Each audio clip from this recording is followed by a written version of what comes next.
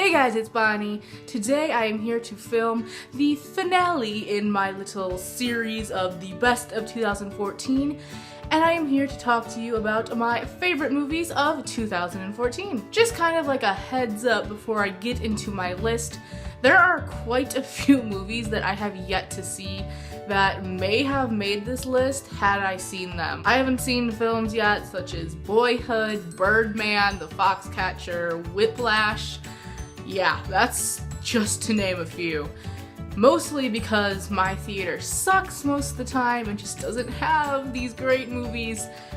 But yeah, with that in mind, here are my 14 favorite movies of the year that I have seen. Coming in at number 14 is Maleficent, starring Angelina Jolie and Elle Fanning. I was looking so forward to this movie because Sleeping Beauty was one of my favorite fairy tales as a child, and I was very impressed with Maleficent. It obviously took a very different spin on the Maleficent we know, but I thought it was really cool to see, and Angelina Jolie is obviously great. Elle Fanning was a fantabulous? Elle Fanning was a great Aurora, and it was overall a very enjoyable movie. Number 13 is St. Vincent. This was a super fun, funny movie that had some really touching parts. I didn't expect to cry, but I did.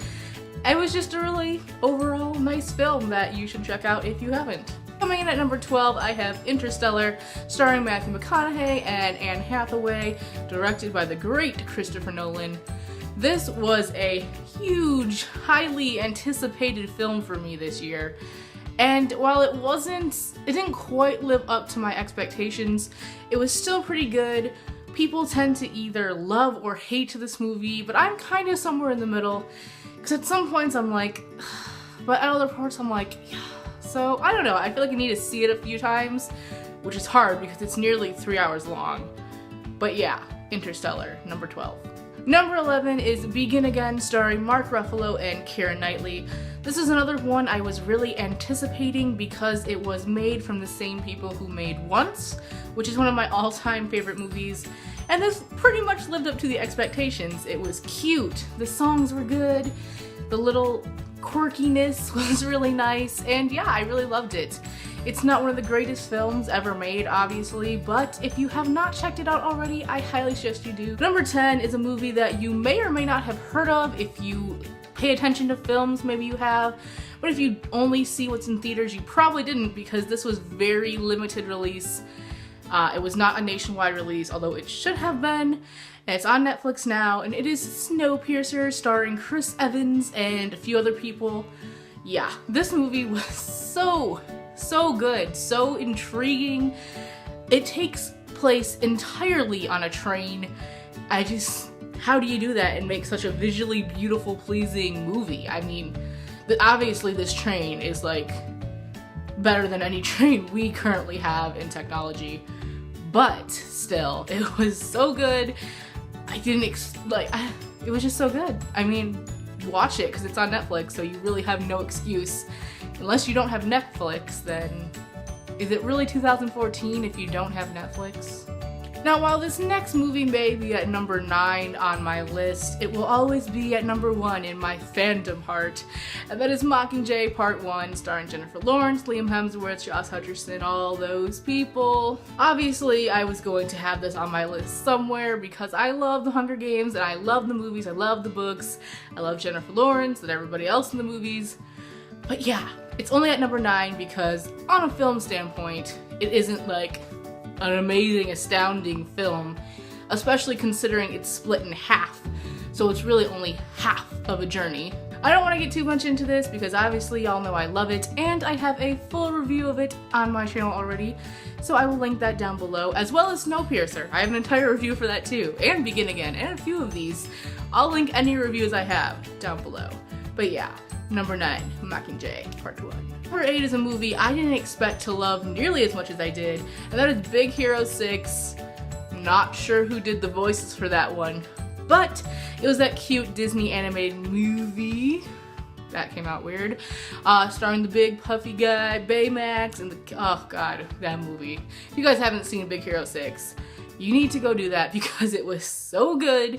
I didn't expect it to be, and it was even sad in some areas, which I guess I should have expected because Pixar tends to just do that. I think it's Pixar anyway. But yeah, it was so good. And if you're like not seeing it because it's a children's movie, you are missing out, my friend. You're missing out. Coming in at number 7 is Captain America: The Winter Soldier. This is the sequel to obviously Captain America: The First Avenger, and this was fantastic. I mean, honestly, up until another movie, is probably one of Marvel's best ever. So good, especially like out of the Avengers, like out of all the Iron Mans, the other Captain America, the Thors, all of it. This one is the best, no doubt, because not only is it a superhero movie and you have all those elements, but it's a political thriller, and it's just so much more than any other Marvel film, and it's so freaking good. If you haven't seen it, pause, go watch it. Number 6 is another fandom love for me, and that is The Fault in Our Stars, starring Shailene Woodley and Ansel Elgort. Yeah, I loved this adaptation. I mean, I loved the book, and this was so darn true to it, and it was just, the essence of the book was so well captured on film, and that was so nice to see as a fan, and also as a moviegoer. I think even people who didn't read the book would really enjoy this. They would cry, get emotional, all good stuff. Yeah, number 6. We made it to the top 5 where the films get really good. So coming in at number 5 is The Grand Budapest Hotel, starring, I can't even remember who was in it, but it was really good, and Wes Anderson directed it. If you don't know, Wes Anderson is one of my favorite directors. He is so good. His aesthetic, though, is so pleasing, and The Grand Budapest Hotel was definitely one of those. It was just so good. I mean, it was cute and quirky. Again, I'll use those words. But yeah, if you haven't seen The Grand Budapest Hotel, again, I'd recommend it. Coming in at number 4 is another book to movie adaptation, and that is Gone Girl with Ben Affleck and Rosamund Pike. This movie was so great. I mean, I wasn't really shocked by anything because I had read the book before going into the movie, and it was a faithful adaptation, including the end, even though some people were like, the end is different from the book. No, it wasn't. If anyone says that to you, they are lying. So clearly they did not read the book. But yeah, what can I say? David Fincher, he's great.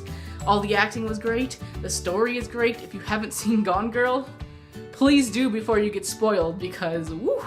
Number 3 is a film I've seen kind of recently, and I did not expect to love it this much. I mean, obviously I did if it's number 3. And that is Nightcrawler, starring Jake Gyllenhaal. If you guys haven't seen Nightcrawler, go right now. Like, it's this movie about this guy who goes and like records crime, and then he sells it to news people to broadcast on the evening or morning news. And it was just so wonderful. It is such an accurate depiction of the media and how it runs. It's brutally honest. And Jake Gyllenhaal's acting, holy smokes, he deserves an Oscar nom, if not the Oscar, for that performance, because he was so good. He creeped me out. I felt awkward watching him, because his character is very like socially kind of awkward. He does things kind of weird. It's just, oh my god. Go see Nightcrawler. Basically, I'm just telling you to see movies in this list, so. Number 2, maybe a surprise to some people that it's this high on the list, but if it is a surprise, then maybe you didn't see it. And it's the Lego Movie. Yes, an animated movie about Legos is number 2. Almost made it to number 1 on my list because it was amazing. God, this movie came out in like February and it is still stuck with me. I quote it on the daily. I think about it all the time. It's so funny. Like, if you are judging it because it is a movie of animated Legos, don't. It is the wittiest, funniest movie. Like, you really have to pay attention to it because it's like the one-liners that get you. It's not like a typical kids animated movie where the guy will do something outrageous. No, it's clever, it's witty, it's just so freaking good. And Chris Pratt, of course, is the lead voice in the movie, and it's just, he's perfect for the role. He is literally Emmett, It was just so good. If you haven't seen the Lego Movie, that's the number one movie I would recommend you to watch, even though my number one, but you've probably already seen my number one. So like I said, the Lego Movie almost made it to number one. But let me tell you, there's only one person in this world who can outdo Chris Pratt. And that's Chris Pratt. So yes, obviously my number one is Guardians of the Galaxy, because how could it not be? Guardians of the Galaxy was so freaking good. The best Marvel movie to date, in my opinion. I think it was better than the Avengers because it was so freaking funny. Chris Pratt, again, was the only person who could play Star-Lord. It was so good. I mean, if you haven't seen Guardians of the Galaxy, I don't know what you're doing. Like, did you go to the movies this year? Because that's one of the movies you should have seen. I mean, I cannot wait until Guardians of the Galaxy 2. Sucks that we have to wait until 2017, but man, the wait is gonna be worth it, because that movie, so good. So good. Okay, so those were my 14 favorite films that I watched in 2014. Obviously, like I said, I haven't seen some that I think would have been in my favorites, but, you know, sometimes you just can't see every movie. It's unfortunate. However, whichever ones get nominated for an Oscar, you best believe I will see, because that is my goal every year, to see the movies that are nominated for Best Picture. So it'll happen in January, everyone. Alright, so that is all for this video, as well as my top whatever of 2014 video series. I hope you enjoyed them. It's always fun to kind of close out the year thinking about what happened during the year. Yeah. Look forward to my what I'm looking forward to in 2015 videos, because those will be up soon, and I will see you in my next one. Bye!